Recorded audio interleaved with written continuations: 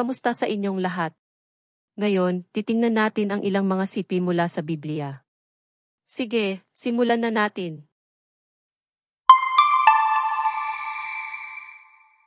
Juan Kapitulo 14 versikulo 27. Ang kapayapaan ay iniiwan ko sa inyo, ang aking kapayapaan ay ibinibigay ko sa inyo.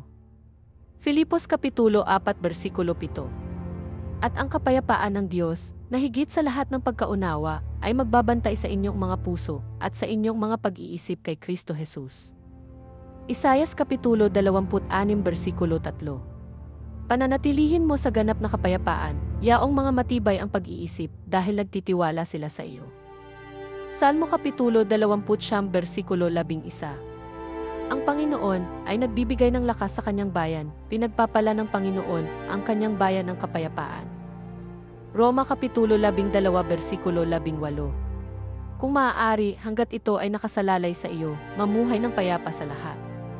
Mateo Kapitulo 5 versikulo 9. Mapalad ang mga mapagpayapa, sapagkat sila'y tatawaging mga anak ng Diyos.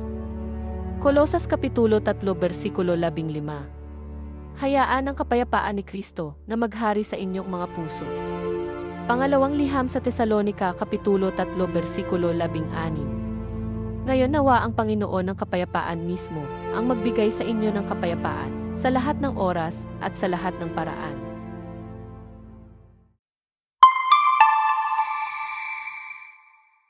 Naway mapuno ang iyong araw ng kagalakan, kapayapaan, at hindi mabilang na mga pagpapala. Manatiling positibo at yakapin ang kabutihan sa paligid mo. Salamat sa panunood.